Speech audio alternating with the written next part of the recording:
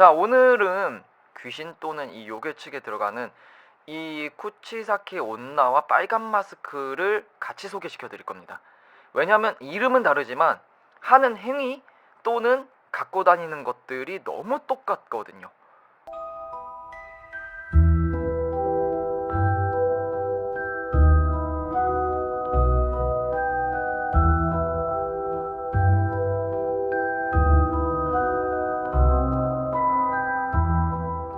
자, 먼저 이야기를 하나 해드릴게요. 썰 같은 이야기예요. 괴담. 비오는 초등학교 앞 골목길, 어린아이가 혼자 하교를 하고 있습니다. 그때 저 멀리 새빨간 옷을 입고 우산을 쓴 한 여자가 천천히 걸어옵니다. 한 발짝 한 발짝 다가올 때마다 멀어서 보이지 않던 여자의 얼굴이 조금씩 드러나기 시작합니다. 긴 머리, 무표정한 눈빛, 그리고 얼굴을 가린 흰 마스크. 그녀는 아이 앞에 멈춰서서 이렇게 묻습니다. 나 예뻐? 놀란 아이가 대답을 하지 못하고 멈칫하자 여자는 다시 한번 묻습니다. 나 예뻐? 아이가 말없이 고개를 끄덕거리자 여자는 마스크를 벗고 아이를 바라봅니다. 마스크를 벗은 여자의 얼굴은 입이 귀까지 찢어져 있습니다. 그리고 다시 여자는 다시 한 번 더 묻습니다. 그럼 지금도 예뻐? 이야기에 따르면 이 질문에 대답을 잘못하면 이 아이의 얼굴을 자신과 똑같이 만들어 버린다고 합니다. 이 이야기는 1990년대 말부터 2000년대 초 학생들 사이에서 퍼진 무서운 괴담이었어요. 그 초등학교 때 문방구에서 파는 무서운 이야기 이런 조그만 책들에도 무조건 이 빨간 마스크의 괴담이 들어가 있을 만큼 굉장히 유명했던 이야기예요. 빨간 코트, 빨간 마스크 또는 흰색 마스크, 커다란 가위를 든 정체불명의 여성. 출처도 없고 지역마다 모습은 다 달랐지만 이 모두가 두려워했던 건 단 한 가지였습니다. 자, 그녀의 질문에 대답을 잘못하면 안 된다는 심리적인 공포. 무슨 질문을 해도 내가 답변을 잘못해도 죽고 잘해도 죽고. 내가 예뻐? 이 질문에 뭐라고 대답을 하던 결국 대답을 한 사람은 입이 귀까지 당한다는 이야기. 지금 바로 시작하도록 하겠습니다. 이 괴담의 이름은 바로 모두가 잘 알고 있는 빨간 마스크입니다. 눈은 굉장히 쫙 찢어져 있고 버버리 코트 같은 걸 입고 빨간 마스크 또는 흰색 마스크를 쓰고 있고, 이 마스크를 벗었을 때 입이 귀까지 찢어져 있는데 이 찢어진 입이 양 끝에는 또 꼬매져 있는 흔적이 있습니다. 그냥 찢어져 있지는 않고. 자, 한국의 영화도 있죠. 국내외의 미디어에서 다양하게 소비되고 있는 공포 쪽에서 정말 유명한 인기 IP 중에 하나이기도 했습니다. 그런데 혹시 알고 계셨나요? 이 빨간 마스크 괴담의 원형이 사실은 일본에서 비롯된, 그것도 요괴라는 사실을, 한국에서 먼저 시작이 됐다는 게 아니라는 거죠. 빨간 마스크의 기원은 1970년대 일본 전역을 공포에 몰아넣었던 도시괴담 쿠치사케 온나, 입이 찢어진 여자에서 비롯되었다고 합니다. 이 쿠치사케 온나의 도시 전설을 한번 말씀드리자면은, 수술용 마스크를 쓴 여자가 아이에게 다가가 내가 예쁘니? 라고 묻습니다. 만약 그 질문에 아니요? 라고 말하면 바로 반대로 네 라고 대답을 하면 마스크를 벗은 다음에 찢어진 입을 보여주면서 다시 묻습니다. 아직도 예뻐? 라고요. 결국 어떤 대답을 해도 살 수가 없다는 잔인한 이야기. 이것은 빨간 마스크랑 전혀 다르게 보이지가 않습니다. 그런데 여기에 단 한 줄기 생존의 가능성이 있다고 합니다. 바로 그녀의 질문에 다른 답을 하면 되는 거예요. 보통이에요. 또는 그저 그래요. 또는 사탕을 건네면 그녀가 당황하거나 정신이 팔리게 되는데 바로 그 틈에 도망칠 수 있다는 겁니다. 즉 쿠치사케 온나는 무언가 정답이 있는 괴담이에요. 반면 빨간 마스크는 다릅니다. 어떤 행동을 하던 어떤 말을 하든 결국엔 죽음을 당하는 정답 없는 공포가 핵심입니다. 질문을 던지지만 그 질문은 시작뿐이고 결과는 이미 정해져 있는 답정너예요.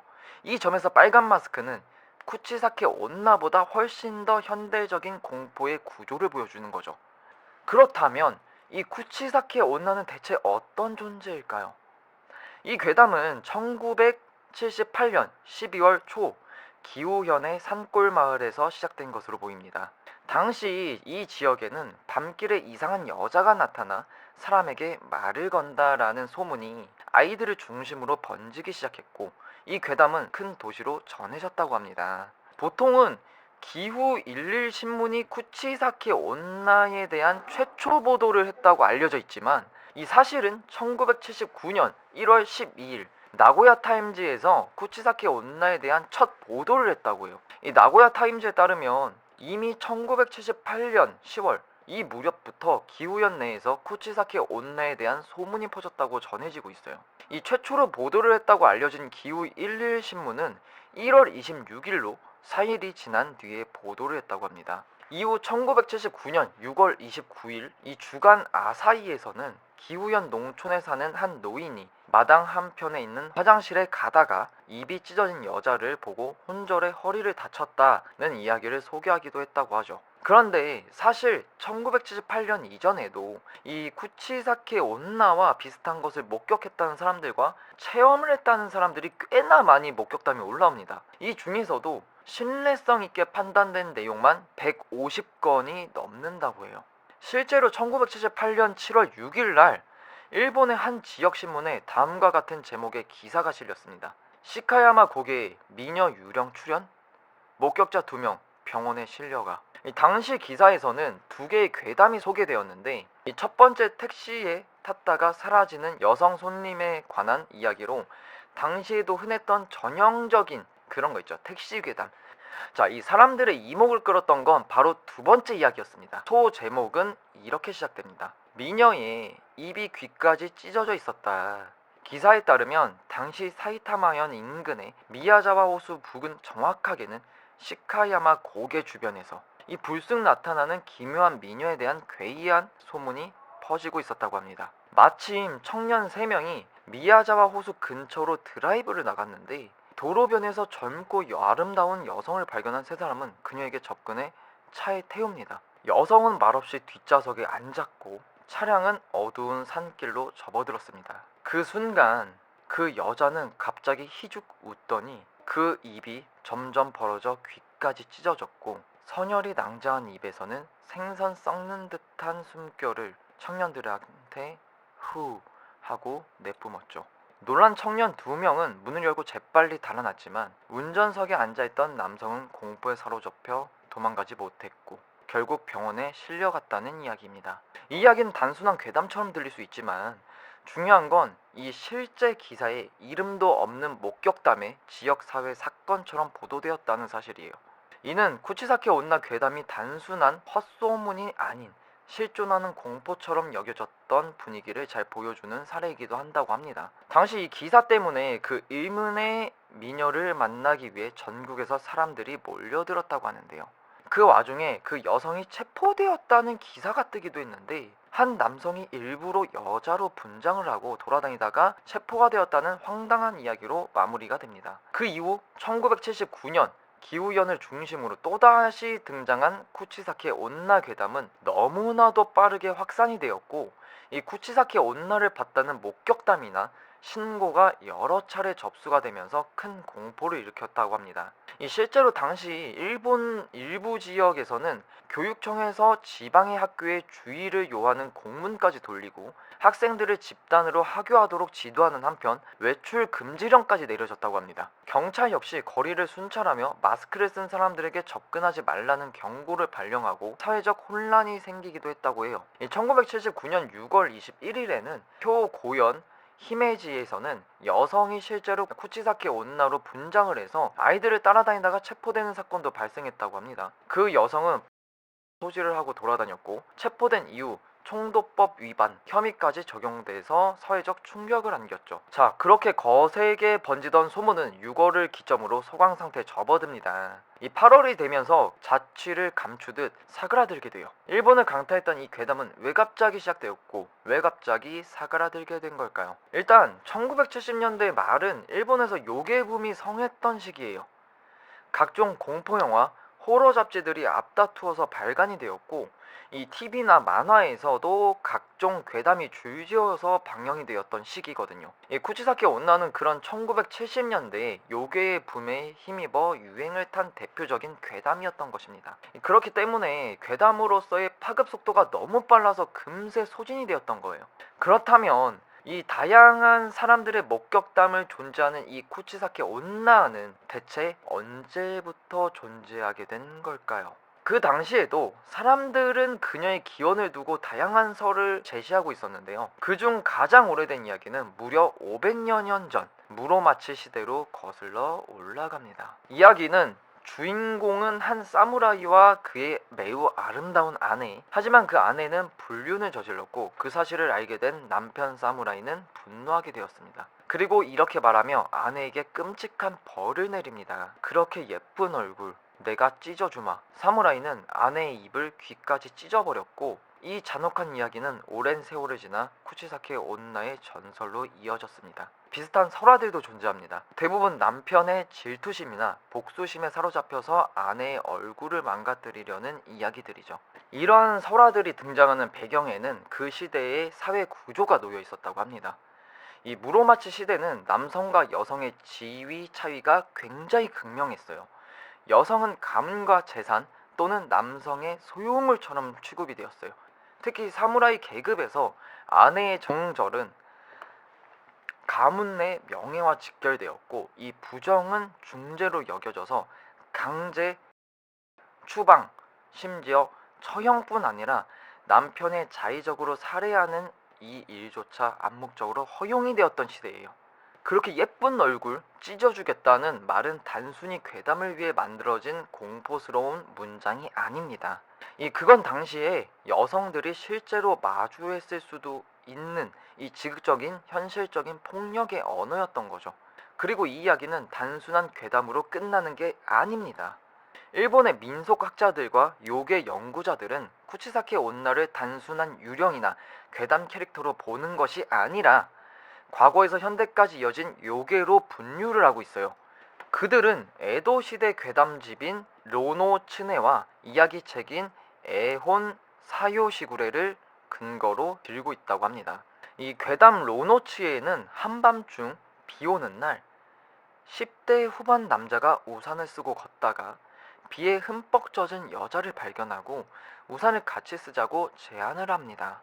그 여자가 남자를 돌아봤을 때 여자의 얼굴은 입이 귀까지 찢어진 끔찍한 모습이었고 남자는 너무 놀라 기절하듯이 정신을 잃었고 다시 정신을 차렸을 때는 이빨이 다 빠진 노인처럼 말도 못하는 상태가 되었고 곧 숨을 거두었다는 이야기가 담겨 있습니다. 에혼 사요시구레에는 이 요시와라 유각의 복도에서 한 손님이 앞에 있던 유각의 기녀에게 장난으로 말을 걸었는데 뒤를 돌아본 기녀의 얼굴이 입이 귀까지 찢어진 모습이라 손님이 놀라서 기절을 했고 그 이후에 그 손님은 그 유각에는 다시 가지 않았다는 기록도 전해진다고 합니다. 이처럼 쿠치사키 온나는 단순히 누군가 만든 캐릭터가 아닌 오랜 시간 전부터 입이 찢어진 여자에 대한 공포가 축적되어 만들어진 존재라고 볼 수가 있습니다.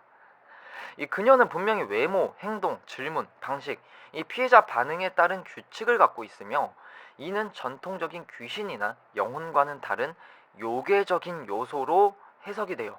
더 나아가서 그녀에 유사한 여성 요괴들도 일본 전통 설화 속에서 등장을 해온다고 합니다. 자, 예를 들어서 하나 말씀드리자면은 입이 두 개가 있는 여성 후타쿠치 온나는 겉으로는 조용히 말이 없지만 뒤통수에 배고픔을 호소하는 입이 생깁니다. 스스로를 괴롭히는 존재로 말하지 못하는 여성, 억눌린 욕망 혹은 여성의 이중적인 역할을 상징을 한다고 하죠. 이 마을에서 버림을 받고 산으로 숨어든 야마우바는 겉보기엔 친절한 노파지만 때로는 아이를 잡아먹는 무서운 존재로 변하기도 합니다. 그녀의 모성, 사회의 배척, 여성의 이면성을 모두 내포한 복합적인 요괴라고 해요. 이런 전통 요괴들과 마찬가지로 이 쿠치사케 온나 역시 외면적으로는 아름다운 여성의 형태를 하고 있지만 내면에서는 억눌린 분노와 사회적 트라우마, 복수심이 응집되어 있는 전통적인 요괴에 속한다고 할 수가 있다고 해요. 자, 1970년대 당시 일본 사회는 여성의 외모에 대한 강박, 그리고 아동 유괴나 성범죄에 대한 불안이 팽배해 있었다고 합니다. 이러한 시대 분위기 속에서 쿠치사케 온나는 단순한 유령이 아닌 아름다움에 대한 강박과 사회적인 억압을 상징하는 존재로 자리 잡게 됩니다. 결국 쿠치사케 온나는 옛날 전설에 기대어서 태어난 것이 아니라 시대의 불안을 반영하기 위해 진화한 현대판 요괴라고 할 수 있다고 해요. 자, 여기서 한 가지 더 특이한 점은 이 쿠치사케 온나가 사실은 세 자매로 이야기가 전해져 내려온다는 경우가 많다는 거예요. 이 세 자매는 모두 입이 찢어진 상태인데 양쪽 입이 찢어져 있고 다른 한 명은 한쪽만 찢어져 있으며 나머지 한 명은 메이크업으로 입이 찢어진 것처럼 꾸미고 있다는 이야기도 있어요. 만난 사람이 이 세 자매 중 누가 가장 예쁜지 묻고 한 명을 선택한다면 나머지 두 자매에게 살해당한다는 무서운 변형도 전해지죠. 또 다른 설화에는 세 자매가 함께 성형수술을 받지만 막내만 수술에 실패를 해서 입이 찢어졌고 두 언니를 부러워하다 정신적으로 이상이 생겨 마을을 돌아다니며 아이들을 위협하게 되었다고 합니다. 세 자매가 교통사고를 당해 두 명은 죽고 한 명은 입이 찢어진 채 살아남았다는 이야기도 있어요. 이 야마구치현 가타마스시에서는 첫째가 성형 실패로 입이 찢어졌고 둘째는 교통사고로 입이 찢어졌으며 셋째는 입이 찢어지지 않았지만 언니들의 질투로 공격을 당해서 입이 찢어졌다고도 전해지기도 합니다. 또 두 자매로 알려진 이야기 중에는 이 언니가 주변 사람들에게 많은 사랑을 받아 동생이 상심을 했고 어머니가 동생을 불쌍히 여겨 언니의 입을 가위로 찢었다는 이야기도 있습니다. 이처럼 쿠치사케 온나의 설화 속에는 가족관계와 자매 간의 질투, 외모 비교, 성형 실패 등 현대사회의 여성들이 겪고 있는 억압과 고통이 녹아들어 있어요. 이것은 단순한 괴담을 넘어서 서사 구조라고도 할 수가 있죠. 이외에 쿠치사케 온나의 기원에 대해서는 다양한 썰이 또 존재합니다. 일단 여러 신문 기사나 컬럼 리스트 또는 민속학자들의 논문 등에서 언급되는 첫 등장은 기우연이에요. 그런데 이곳은 18세기 일본에서 가장 격렬한 농민봉기가 일어난 땅이기도 합니다. 수천 명의 농민이 희생된 이 사건 이후에 이 지역에서는 복수심에 찬 귀신이 나타난다는 이야기가 전해졌고 그 현상이 시간을 거쳐 점점 입이 찢어진 여성의 형상으로 변해갔다고 해요. 이는 단순한 괴담이 아니라 지역의 원념과 역사적 트라우마가 만들어낸 요괴 설화로 해석을 할 수가 있다고 해요.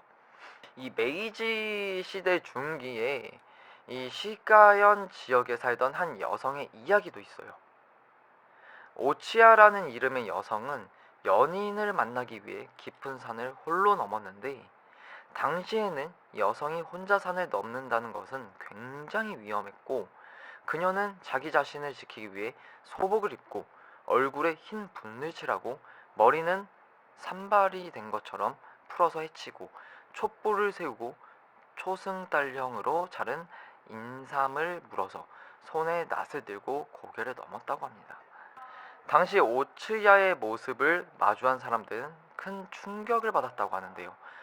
그도 그럴 것이 그녀가 하고 있는 행색은 보통 귀신을 상징하는 복장, 유레이와 닮았기 때문입니다. 이 이야기는 쿠치사케 온나의 이미지 형성에 영향을 주었다는 썰도 있고요. 다른 지역에도 비슷한 모습을 하고 산을 넘는 여성들이 있었다는 이야기도 있습니다. 자, 다음으로는 비교적 현대적인 이야기들인데요. 1979년 당시 일본에서는 아이들을 교습소, 현재의 학원에 보내는 것이 유행이었다고요. 하지만 사교육 열풍의 생활이 넉넉치 않아 자녀의 교습소에 보낼 수 없는 형편이 안 되는 그런 부모들도 상당히 많았기 때문에 그런 부모들이 교습소 붐이 사라지게 하기 위해 쿠치사키 온나 괴담을 유행시켰다는 썰이 유력하다는 이야기가 많았지만 그 전부터 비슷한 요괴나 괴담 이야기가 나온 것으로 봐서는 이 또한 정설보다는 그저 사람들의 가설 중 하나로 보면 좋을 것 같습니다. 또 한편에서는 정신병원에서 탈출한 여성이 입술 아래까지 진한 립스틱을 바른 채 거리를 배회했다는 목격담이 괴담의 시초라는 썰도 있습니다. 근데 이 1977년에서 1978년 사이 이 기우현의 한 병원에서 심각한 얼굴 부상을 입은 여성이 이송되었다는 기록이 존재한다고 해요. 당시 충격으로 의식을 잃었던 이 여성은 치료 도중 병원을 탈출하게 됩니다. 그리고 그 사건 이후 아이들 사이에서 이야기가 퍼지기 시작하게 됩니다. 밤길을 혼자 걷고 있으면 얼굴에 큰 상처가 난 여자가 나타나서 나 예뻐? 라고 묻는다고요. 이 이야기처럼 점점 입소문을 타면서 전국으로 확산이 되었고 그 여성이 바로 쿠치사케 온나라는 이름으로 불리게 되었다는 이야기가 있습니다. 1990년대에 들어서 대표적으로 기원이 된 이야기는 성형수술 실패로 인한 정신을 잃은 여성의 이야기입니다. 이 성형이 대중화가 되면서 외모지상주의에 대한 비판과 함께 등장한 이 괴담은 다음과 같은 구조를 갖고 있어요. 한 여성이 아름다움을 갈망하다가 무리하게 수술을 감행했지만 결과적으로 얼굴이 심하게 손상이 되었고 그 후에 그녀는 이성을 잃고 사람들에게 자신이 예쁜지를 묻고 다닌다는 것인데요. 자, 이는 단순한 공포를 넘어서서 당시 사회가 갖고 있던 미의 기준에 대한 강박과 이 무분별한 성형에 대한 위험성에 대한 경고로 해석되기도 해요. 자, 1968년 기우현 히다강에서 발생한 버스 전복 사고에서 비록되었다는 이야기도 있는데요. 이 사고로 인해 수많은 희생자들이 나왔는데 수년 뒤 사고 지점 인근에서 백골화된 두개골이 발견이 됩니다. 이 놀라운 점은 이 두개골을 복원한 결과 입이 귀까지 찢어진 형체로 나타났다는 것이죠. 이 이야기는 곧바로 입소문을 타게 되었고 그 유령이 바로 쿠치사케 온나라는 괴담으로까지 발전이 됩니다. 한 가지 더 놀라운 것은 이 이야기가 일본에만 국한된 것이 아니라 조선, 즉 지금의 한국에서도 오래전부터 유사한 괴담이 존재했다는 이야기가 있다는 겁니다. 2001년에 채록된 민간구전 설화에 따르면 때는 일제강점기, 이 시기에 눈이 오는 겨울밤 흰 마스크를 쓴 여성 셋이 집에 나타나서 이렇게 묻습니다. 누가 제일 이쁘니? 집주인이 마지못해 그중 한 명을 고르면 선택되지 않은 나머지 두 명이 그 사람을 이야기인데요. 그리고 이 여성들이 마스크를 벗었을 때는 세 명이 모두 입이 찢어져 있었다는 이야기입니다. 질문을 던지고 그에 대한 대답에 따라 피해자가 정해진다는 구조, 그리고 입이 찢어진 여성이라는 묘사까지 이 괴담의 전개 방식이나 형태는 앞에서 나왔던 쿠치사케 온나와 그 세 자매의 이야기와 매우 유사합니다. 하지만 한 가지 흥미로운 점이 있습니다. 왜 일제강점기 이 시대에 조선에서 이런 괴담이 존재했을까요? 왜 하필이면 복면을 쓴 여성이었을까요? 당시 조선은 일본의 식민 지배 아래에 있었습니다. 많은 독립가 운동들이 신분을 숨기기 위해 얼굴을 가리는 방식을 사용을 했습니다. 특히 의열단이나 무장 독립운동 단체들은 이 얼굴을 흰 천으로 가린 채 작전을 수행하고는 했죠. 이런 사람들은 일본 당국에서 굉장히 큰 위협을 했을 겁니다. 그래서 그 복면을 쓴 인물들에 대한 공포를 조장하고자 의도적으로 괴담을 확산시켰을 가능성도 있어요. 물론 이러한 해석은 어디까지나 하나의 가설에 불과한데요. 하지만 요괴나 괴담이라는 것은 늘 그 시대와 사회의 불안한 반영한 창조물이란 점을 고려한다면 충분히 의미 있는 접근이라고 할 수 있지 않을까요? 그렇다면 비슷해 보이는 쿠치사케 온나와 빨간 마스크는 무엇이 다를까요? 이야기만 들었을 때는 두 존재가 매우 유사하게 느껴지겠지만 자세히 들여다보면 꽤 많은 차이를 발견할 수가 있습니다. 우선 외형을 살펴보면 가장 대표적인 이미지는 빨간 옷과 빨간 마스크를 쓴 여성입니다. 피에 젖은 듯한 강렬한 색상의 의상과 마스크는 바로 빨간 마스크의 상징이 되었죠. 반면 일본의 쿠치사키 온나는 대체로 일본 옷이나 일상복, 수술용 마스크를 쓴 모습으로 묘사가 된다고 해요. 물론 2000년대 이후 등장한 일본의 일부 미디어에서는 빨간 옷을 입은 쿠치사케 온나가 등장하기도 합니다. 그러나 이는 오히려 한국의 빨간 마스크 괴담이 일본으로 재유입이 되면서 생긴 이미지적 변형으로 볼 수가 있죠. 자, 이 출몰 장소 면에서도 두 괴담의 차이가 보입니다. 이 빨간 마스크는 주로 골목길, 그리고 버스 정류장, 그리고 후미진 길목 등 사람이 없는 비 오는 밤에 등장한다고 해요. 반면 쿠치사키 온나는 학교 근처나 등하굣길 등 학생의 생활권에서 자주 목격된다는 점이 특징이라고 합니다. 이러한 차이는 괴담이 처음 소비되었던 타깃이 바로 아이들이었기 때문이죠. 그러니까 이 차이에서 기인한 것을 보이고요. 물론 시간이 지나면서 두 괴담 모두 비오는 밤에 골목이나 외딴 건물 등 장소에서 구애받지 않고 출몰한다는 설정이 일반화되었죠. 하지만 초창기 출몰 장소의 차이는 각 괴담이 만들어진 문화적 배경과 이 사회적 정서의 차이를 잘 보여주는 지점이라고 할 수가 있습니다. 이 빨간 마스크는 원형인 쿠치사키 온나의 설정을 일부 그대로 가져왔지만 시간이 지나면서 쿠치사키 온나가 가진 요괴적 성질은 거의 사라지고 단순한 도시괴담으로 소비되게 이르는데요. 그 이유는 아주 간단합니다.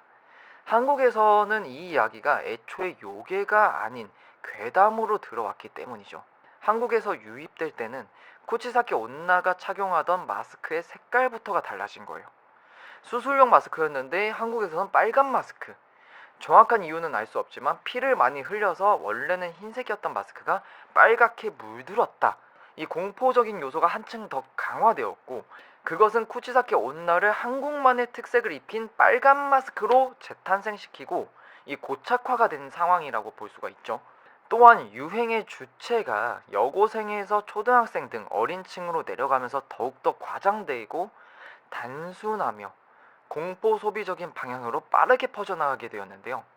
그 결과 2004년쯤 다시 유행했을 때는 이전보다 훨씬 더 과장되고 비현실적인 괴담으로 변형이 되었습니다. 키가 2m가 넘는다, 100m를 1초에 달린다, 하늘을 날 수 있다는 등 이런 묘사까지 등장하면서 외형은 점점 비범해졌고, 심지어 빨간 마스크 이외에도 하얀 마스크, 파란 마스크, 노란 마스크, 초록 마스크, 검은 마스크 등 이 마스크 귀신들이 추가되면서 마치 파워레인저 같은 세계관이 형성되기도 했습니다. 각각의 마스크 귀신들은 고유한 능력치와 스토리도 갖게 되었고, 설명되지 않은 퇴치법까지 따라붙으면서 빨간 마스크는 도시괴담이 자유롭게 변형되고 확장되는 대표 사례로 자리가 잡게 되었죠. 이 유행에 대해 당시에는 어린이를 상대로 한 범죄가 늘어나면서 이 아이들이 밤늦게까지 밖에 나가지 않게 하려고 부모의 불안 심리가 괴담에 반영되었다는 해석도 제기가 되어요. 즉, 낯선 사람에 대한 경계심을 심어주고 밖에서 노는 시간을 줄이기 위한 공포의 교육의 일환으로 이 빨간 마스크 괴담이 확산되었다는 거죠. 괴담은 온라인에서 빠르게 퍼져갔습니다. 이 초등학생들 사이에 입소문을 타자 이를 바탕으로 한 양산형 괴담 만화들이 줄줄이 출판이 되기 시작했어요. 이 만화들은 인터넷 괴담을 그대로 옮기거나 작가가 상상력을 더해서 내용을 꾸며냈기 때문에 이 빨간 마스크의 설정은 더욱 과장되고 무분별하게 확장이 되었습니다. 모든 요괴는 시대의 불안에서 태어나요. 전염병, 유괴, 사회적 억압, 기술의 변화 같은 요소들은 인간의 공포를 자극하고 그 공포는 이야기가 되어 사람들 사이에서 떠돌게 됩니다. 그렇게 시작된 이야기는 반복되면서 상징성을 띠게 되고 지역과 세대에 따라서 변형이 되면서 살아있는 괴담으로 자리를 잡게 되는 거죠. 이 시간이 축적되면 그것은 단순한 이야기에서 벗어난 요괴가 됩니다. 하지만 빨간 마스크는 요괴로 진화하기에는 너무 빠른 소비를 겪었죠.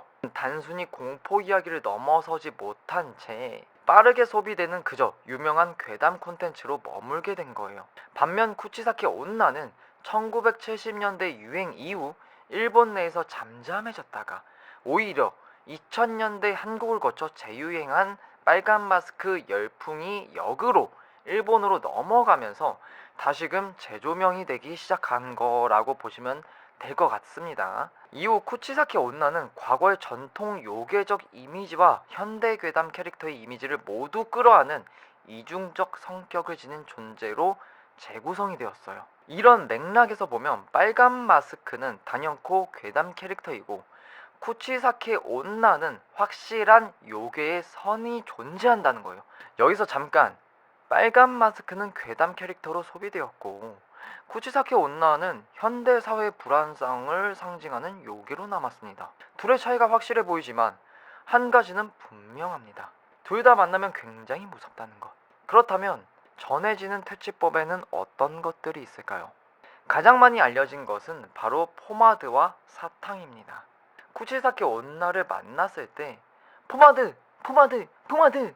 라고 3번 외치면 쿠치사키 온나가 무서워하는데 그 사이에 도망갈 수 있는 이야기가 꽤 많이 알려져 있는 편인데요. 왜 이런 이야기가 생겨났을까요? 이게 퇴치용으로 사용할 수 있는 이유는 바로 과거에 쿠치사키 온나가 성형수술을 받았을 때의 사건 때문이라고 해요. 성형수술의 집도이가 다량의 포마드를 사용해서 머리를 고정한 상태였는데 그 포마드의 냄새가 너무 고약해서 자신도 모르게 고개를 돌렸다가 입이 찢어지게 되었다는 것이죠. 그 트라우마 때문에 패닉에 빠지게 되고 그 사이에 도망가면 된다는 이 이야기가 전해진다는 거예요. 또 사탕에 대한 내용도 특히나 이야기가 굉장히 많은데요. 이 쿠치사키 온나가 유독 좋아하는 벳고우 아메라고 불리는 이 호박색의 전통 사탕을 주면 그것을 정신없이 먹는 사이에 도망갈 수 있다는 이야기가 있습니다. 반대로 관동 지방에서는 쿠치사키 온나가 이 벳고우 아메를 너무 싫어해서 사탕을 던져주면 그걸 피하는 사이에 도망갈 수 있다는 이야기도 전해져 있죠. 그리고 치바현에서는 벳코우 아메 이 5개를 주면 좋아하는 거고 콤페이토라고 불리는 별사탕을 5개를 주면 그것은 싫어한다는 이야기도 있습니다.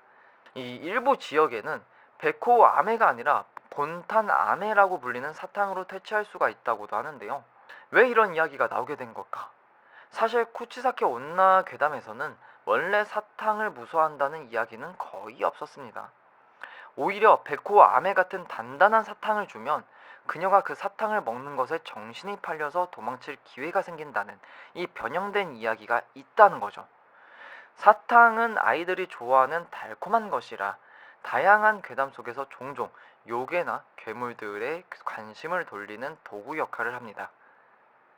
사탕을 무서워한다는 이 설정은 기존의 사탕을 좋아한다는 이야기나 미디어나 다양한 이야기에서 새로 생긴 해석이나 가능성이 큰 거라고 볼 수가 있죠. 그 외에도 쿠치사키 온나를 물리치거나 피해를 줄이기 위한 대처법으로 유명한 것은 마늘이나 대머리를 반복해서 외우는 방법이 있고 강아지와 관련된 방법도 있습니다. 이런 대처법들은 모두 민간 신앙에서 요괴를 쫓아내거나 피해를 막기 위해 전해 내려오는 주문이나 행동들입니다. 이 점을 고려할 때 쿠치사키 온나가 단순한 괴담이 아니라 오래전부터 전해져 내려온 전통적인 요괴라는 이야기에 더욱 힘이 실린다고 볼 수가 있는 거죠. 사실 이 쿠치사키 온나나 빨간 마스크를 만났을 때 못 듣거나 말을 못하는 식으로 연기를 하면 되지 않을까? 라는 생각을 많이 했거든요. 근데 이 쿠치사키 온나에게서는 이런 경우에 어떻게 된다는 이야기가 존재하지는 않지만 빨간 마스크의 경우에는 이렇게 빨간 마스크에게 거짓말하거나 속이면 나중에 벌을 받는다는 이야기가 있습니다. 이렇듯 쿠치사키 온나와 빨간 마스크를 비슷하게 생각하기는 쉽지만 두 존재는 당연히 다릅니다. 이 쿠치사케 온나는 시대적 불안과 사회적 억압, 특히 여성에 대한 탄압과 미의 기준 등 복잡한 현실이 녹아든 요괴가 현대 괴담과 결합해서 재탄생된 이 존재가 돼버린 거죠. 반면 빨간 마스크는 별다른 민속적 배경 없이 방송과 이 인터넷을 통해서 단기간에 퍼진 괴담으로서 빠른 소비와 유행에 머문 전형적인 도시 괴담 캐릭터에 가깝다고 볼 수가 있는 거예요. 이처럼 두 괴담은 각각의 시대와 매체 환경 속에서 다르게 전해져 왔고, 이는 단순한 공포 이상의 문화적 의미를 파악하는 데 중요한 단서가 됩니다. 오늘은 쿠치사키 온나에 대해서 알아봤는데요. 이 빨간 마스크와의 차이를 조금 더 이해하실 수가 있었나요, 여러분들?